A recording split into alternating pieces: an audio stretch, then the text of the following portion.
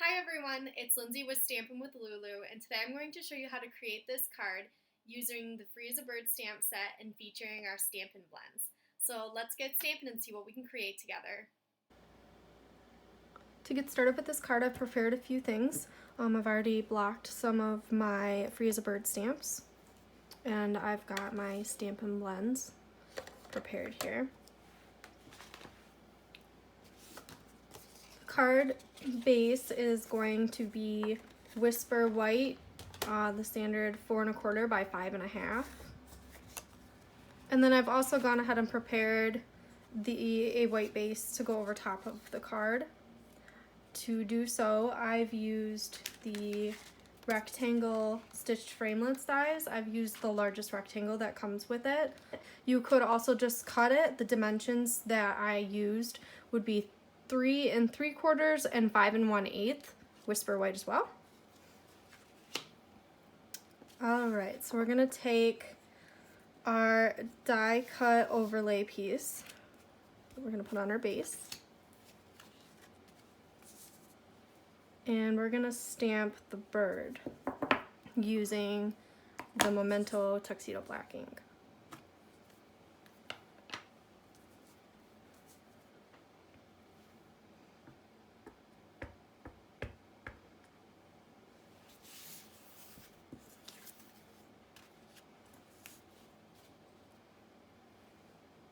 I want to make sure that I have covered the whole bird. And then we're just going to stamp the image. We want to make sure we get it nice and centered.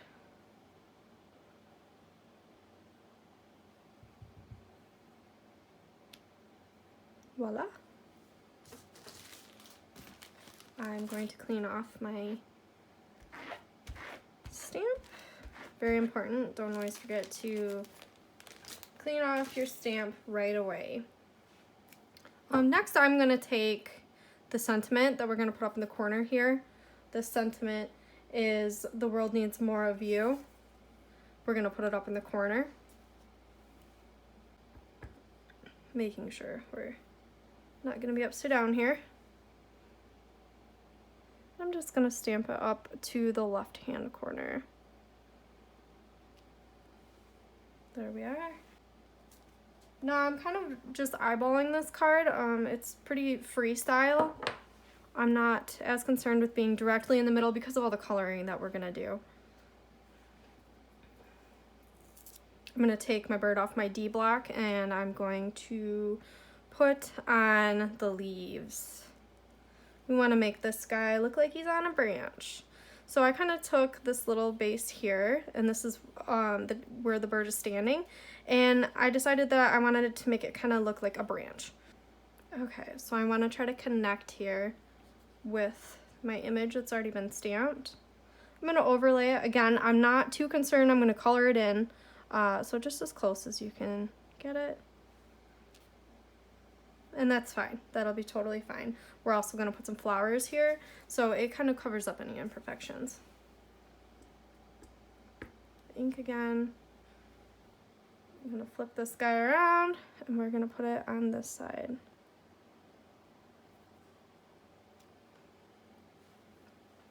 Alright, again, see, I'm not too concerned.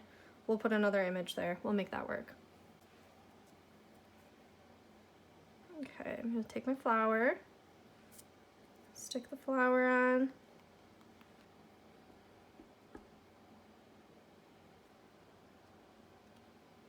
Perfect. I'm going to take my little flower bud.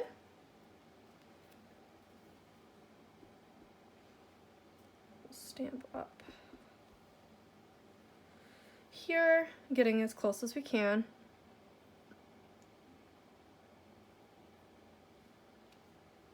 Great. All right.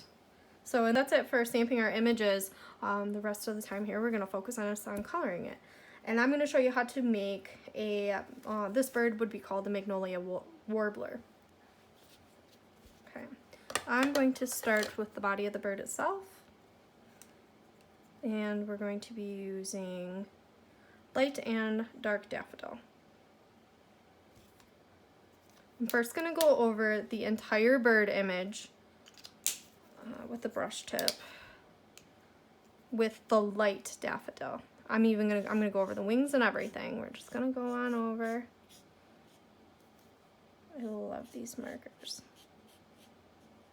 We're gonna leave the beak.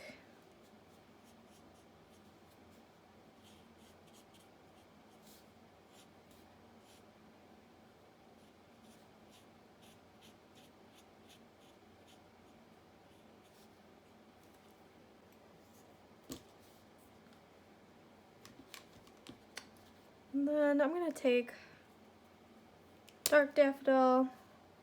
I'm gonna put a little bit of shading in here. I'm gonna stick to the lines, the dark lines that were on the stamp itself. We're just gonna put a little bit. We want them to be nice and light still, so I'm not gonna do very much of it.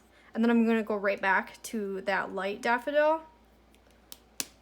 And I'm just gonna kind of blend over those spots I just did. It just blends them in a little bit more.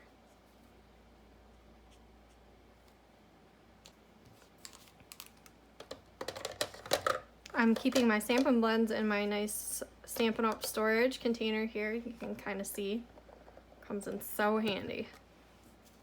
Okay, next we're going to do the gray, that we're going to use the smoky slates. And I'm going to go over all of his wing.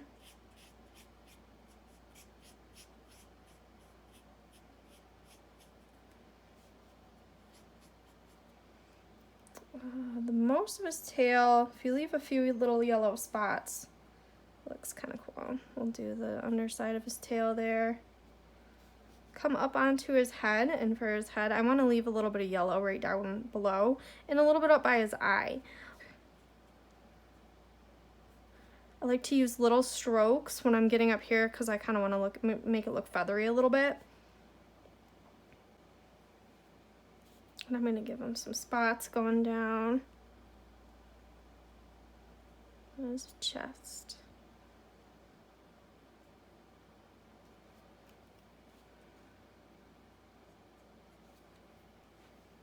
And I'm going to do his beak as well. I'm going to do that with the light smoky slate. Now I'll take the dark slate. And I'm going to go back over just a few areas just to give it some highlight. We'll go over the lines that we have from stamping our image.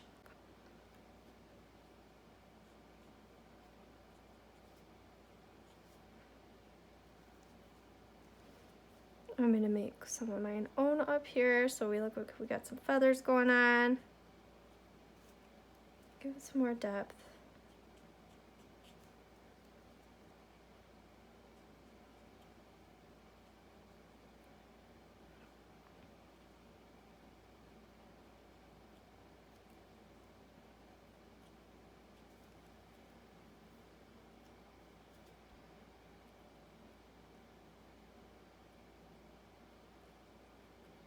I'm gonna go back over my dots just a little bit. The more layers I do on the dots, the lighter I'm touching. I'm just putting a tiny, tiny little bit on there. I'm gonna go back to my light smoky slate. And I'm gonna go over everything on the wing, as well as the face that we've got covered here. And see how it's starting to blend a little bit more? With the dark, you can still see where I've done my dark lines. They're outlined just a little bit more. Okay, I'm pretty happy with that. Next I'm gonna go in and I'm gonna take my black here. We're gonna take the light basic black, just because I wanna give it just a tiny bit of pop on his chest, and I'm just gonna put a couple little dots in here. Oh, I'm gonna stick with that smoky slate so I don't get too dark. I kind of want my dark lines to stand out a little bit more, so I'm just gonna go back to that dark smoky slate, and I'm gonna do one more brush over it, over where I made my own lines here on his feathers. And this time, I'm not gonna go back over it with the light smoky slate, just so it pops a little bit. There. Next, we'll do his branch. We're gonna take our soft suedes, light and dark. And I'm gonna go over this entire thing here. We're just gonna kind of make it look like it's one. Go over the whole branch.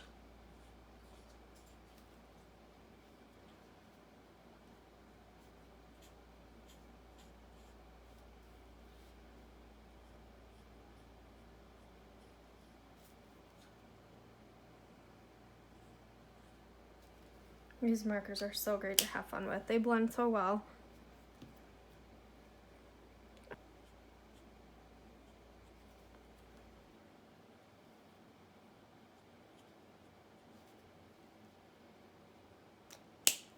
And then I think I want that to blend a little more, so I'm gonna go back over with the light soft suede.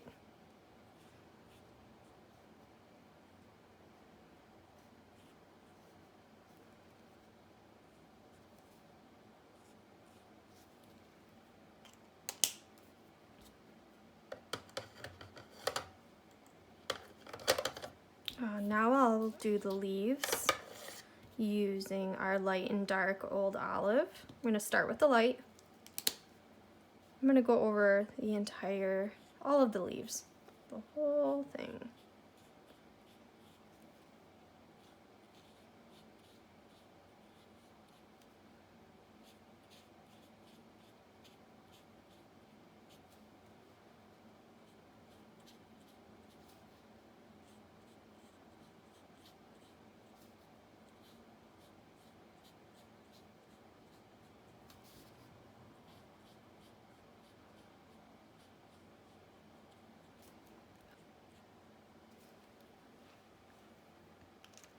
There we are. Now I'm going to add some shading with the dark old olive. I like to go and where I see these little feathery lines, I kind of like to make those my dark spots. So I just pick a couple and I go over those portions only.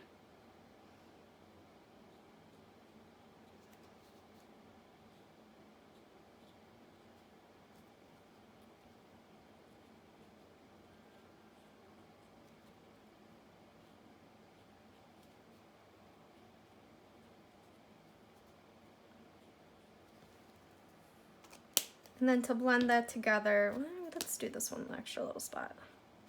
Okay, to blend those together, we'll go back to the light old olive.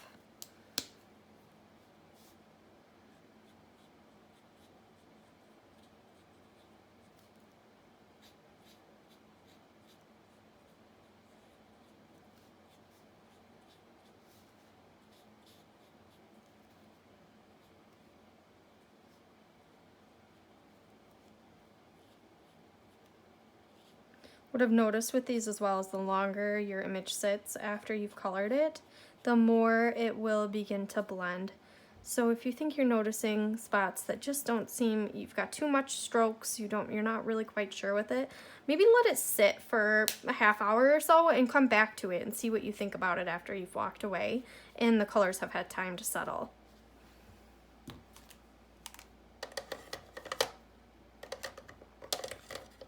All right, we'll do the flowers next. For the flowers, I used Calypso Coral. I'm gonna go over the whole image again.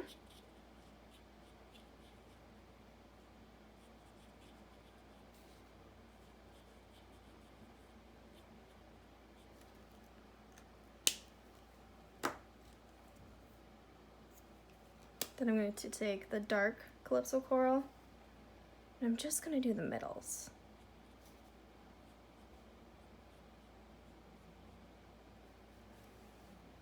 Over here, maybe I'll follow these lines. Maybe do a little darker up top.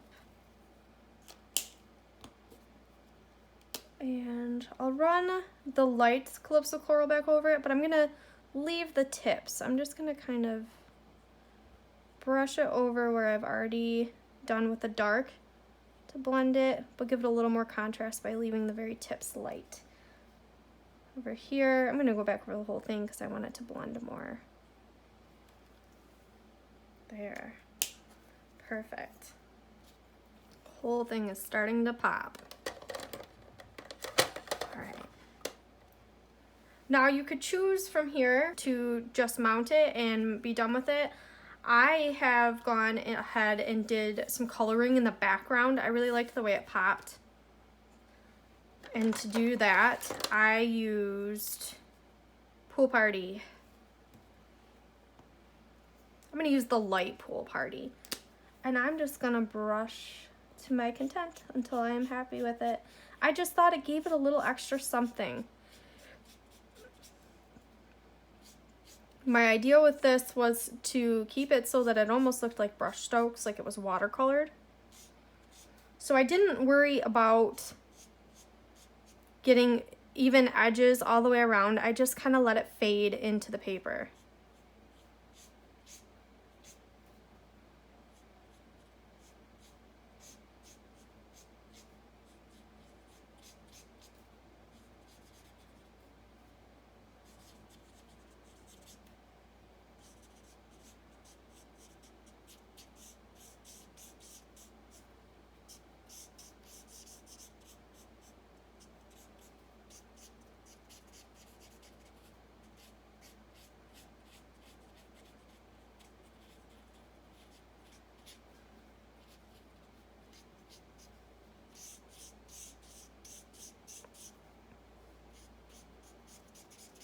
I also didn't worry about getting the same even strokes over top of each for the same reason, because I wanted it to have that watercolor look. But it gave it some more depth where some areas got, you know, multiple layers of the color.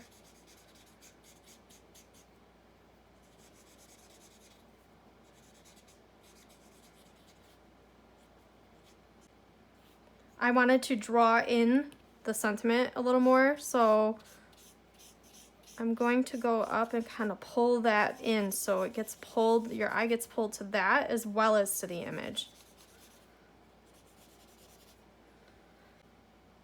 Okay, I'm gonna go back and do it one more time by my bird to make him stand out.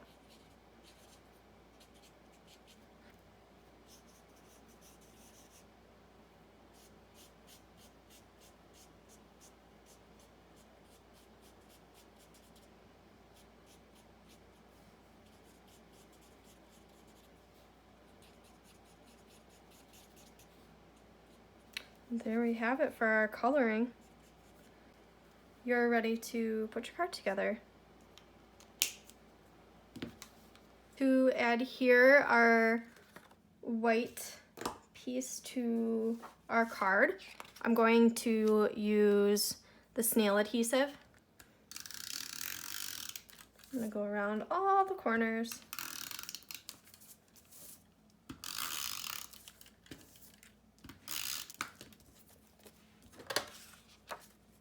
And I want my card to open this way. I'm gonna go ahead and attach it to make sure your image is the right direction for your opening. Center it and place. The last touch that I gave to this card was to add some polka dot tulle ribbon. I took my tulle ribbon, wrapped it right around, put it underneath the flap there. I wanted my knot to be off to the side. I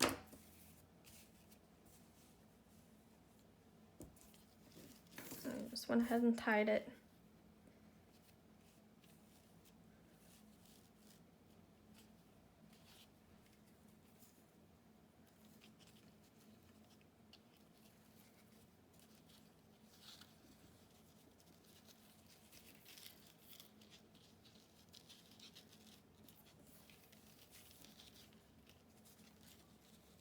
And I'll tie it twice. And then you can go ahead and let your tulle stick up as high and low as you please here. I like to cut mine on an angle Let's try to get this way. There we go.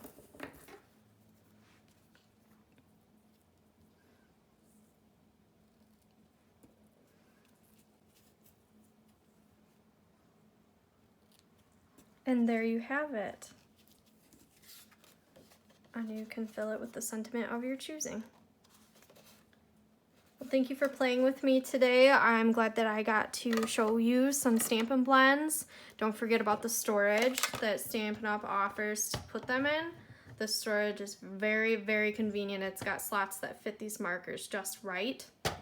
I will be posting in my blog a list of all the products used so you can see the colors and have them all in front of you. I will also include the storage link on there as well so you can see that. If you have any questions, please reach out to me. I'd love to hear from you. All right, have a great day. Bye.